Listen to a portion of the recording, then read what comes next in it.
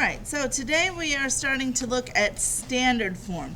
So I just want to refresh our memory. So let's say, remember, we've already talked about slope-intercept form.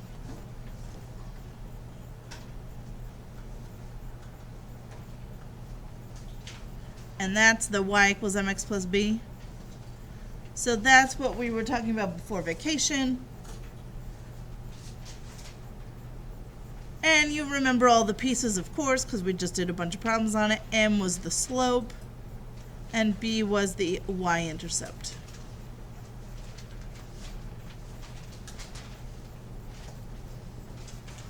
Slope-intercept form of a line is great to graph. It tells you where to start at the y-intercept, and then it tells you your slope, how many need to go up and over, okay? Standard form of a line looks a little bit different than this. Okay, so let me show you what it is, and then we'll kind of go over how to work with it. Standard form.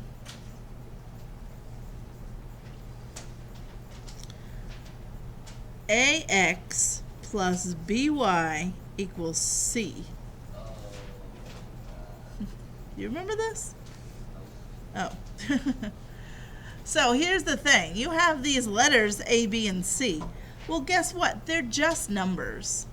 That's all. A, B, and C are just going to be numbers. Usually we try to keep them as whole numbers, or I should say integers, which means that I don't usually want decimals or fractions when I'm dealing with standard form. We'll talk more about that as when we start writing equations. Okay, so let's just say A, B, and C are integers.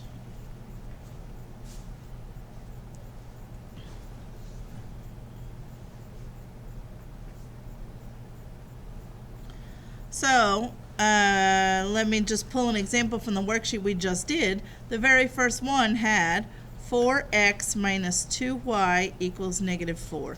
That's an equation in standard form.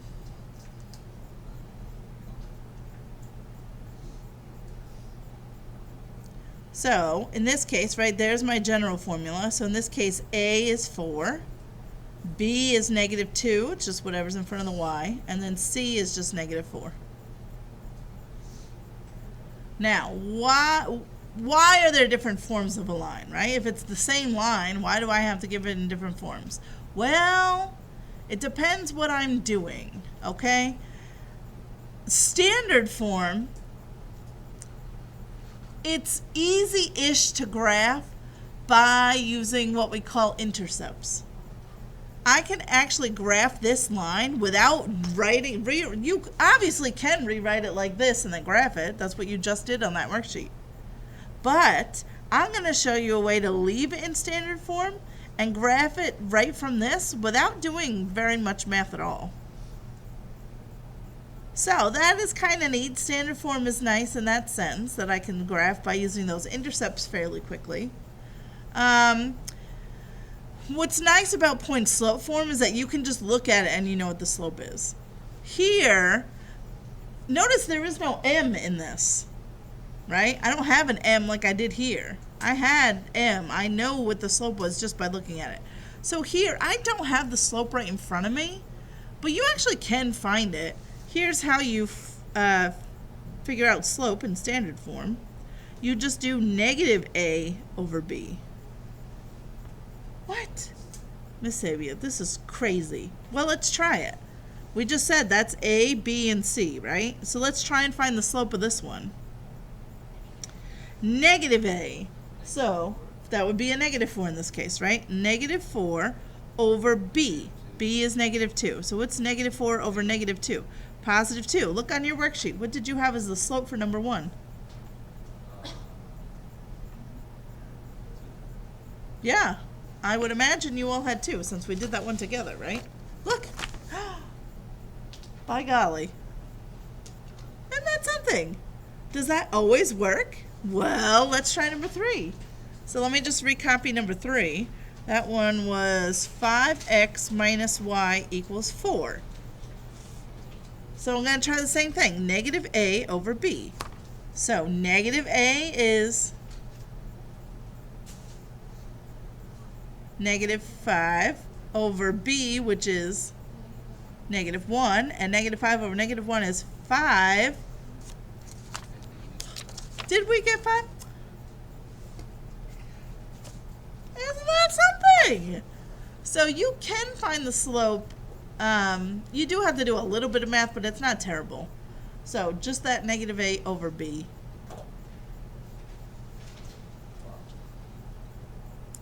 All right, now I've been mentioning something about graphing these, right?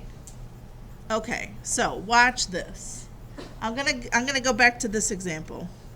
Let me rewrite it down here a little bit bigger. 4x minus 2y equals negative 4. Okay, are you ready? Are you ready to see how to graph using intercepts? It's kind of fun. So, first, before I show you how to do it, let's talk about what an intercept even is, okay? So you have your x and y axis, right? And then I'm just going to draw some random line. Doesn't even matter. Some random line, whatever. Here it is. There's my random line that I didn't draw very well. There we go. Okay. The intercepts, ladies and gentlemen, are where your line crosses the x and y axis. So this is called the y-intercept. We already knew that, though, from y equals x plus b. And this is called the x-intercept. Right? So that's the y-intercept. And this is the x-intercept. Right? Because that's where it's crossing the y-axis. That's where it's crossing the x-axis. Okay? So, basically, what I can do is I can look at an equation in standard form, and I can really pretty easily figure out what those two numbers are. And once I have those two numbers, I can just connect them, and there's my line. I don't have to do y equals mx plus b. I can, but I don't have to. If it's already in standard form, I can save myself the time and just, once I show you how to do it, it's actually pretty easy. Get those two values and then just connect them. Now, in order to find them, let's think about this spot right here. Let's just say, let's say that's 1, that's 2, that's 3. What would that spot right there, what's its ordered pair? It'd be at what, comma, what? 0, comma, 2. Does everybody agree? Now, even if it had crossed the y-axis way down here, wouldn't it still be at 0, comma, something? Right? I don't know, negative 4 in this case, whatever. Wherever it's going to hit the y-axis, won't x always be 0? Yes. So, y-intercept, x is always 0. That's a big deal. That's going to help me find some things in a minute. Okay, let's look at the x-intercept. Y is always 0. No matter where it crosses, right? It could cross over here. It could cross over here. It could cross anywhere. If it's going to cross on the x-axis, the y coordinate is going to be 0. The x could be anything, but the y is going to be 0. So y is always 0.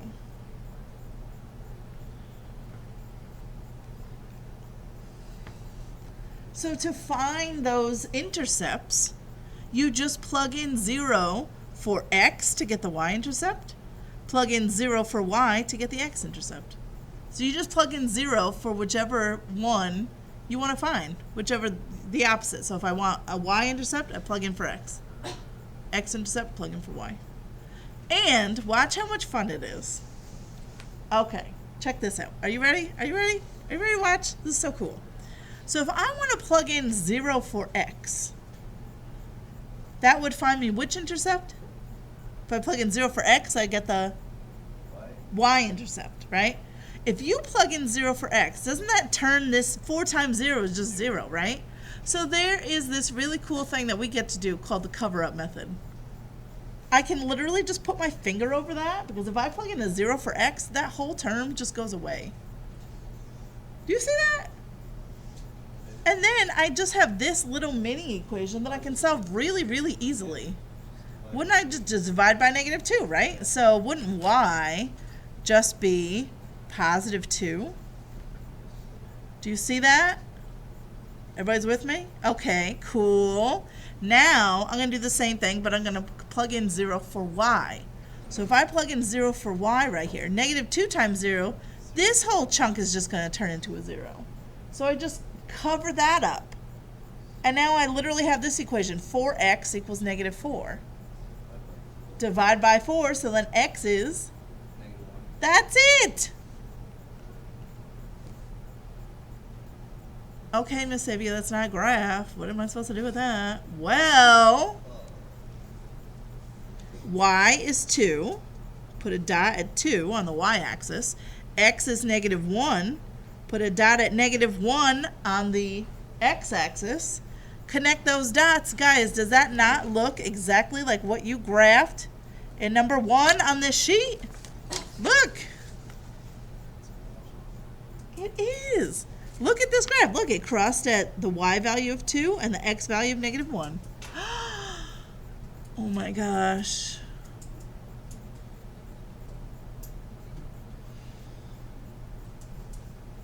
Do you see that? Let's try another one. I'm skeptical. Let's try, well, I put this one on here, so let's do this one. Okay, so that one is 5x minus y equals 4. Ooh, actually, this is a good one. Okay, ready? So, let's plug in, and it doesn't even matter which one you do first, right? If I plug in 0 for x, so I'm going to cover that chunk up. -y equals 4. Go ahead. Divide by -1 plus x. Yep, so y would be -4. -4. So there's my y-intercept right there. Y is going to cross the y-axis at -4. Now, this one's a little weird. If I plug in 0 for y, I get 5x equals 4. Do you see that? So if you're going to solve for x, what would you get? If it helps you to rewrite it, by the way, without your finger in the way, go ahead. 5x equals 4. You get 4/5. 4/5, yes. So this thing is going to cross at those two spots. Wait. What if your x is a fraction of that? Yeah, so, well, let's talk about it. So I'm going to cross, this is the number 3 on your paper, right? So let's see. I'm going to cross on the y-axis at -4. 1, 2, 3, 4. Yep, okay. Now, 4/5. What is that? 4/5. Where is that on the x-axis? 4/5. Well, wouldn't that be in between 0 and 1? It's not quite 1. It's a little bit less than 1, isn't it? 4/5. So, right about there. Well, by golly, look. And then I could just connect those two dots. Obviously, I know that's right because I already have this one done, but phew. So, one of the downsides of standard form and graphing this way is when they're not perfect, right? Because then I have to estimate and I have to give it my best shot. So, my graph may not be perfect unless they come out as nice numbers. There is another downside, like if I were to do number 4 on this sheet. So that one is x minus 2y equals 8. Let's just try doing this one.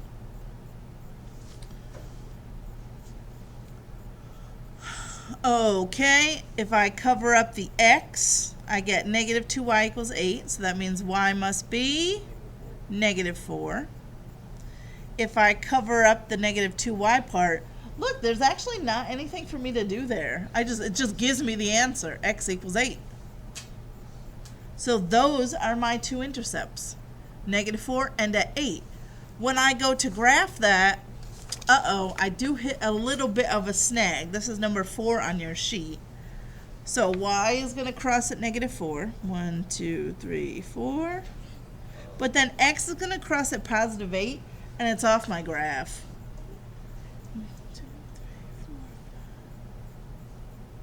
I can approximate, it'll be about But there, or, if you go back 8, well, I'm still going to be off.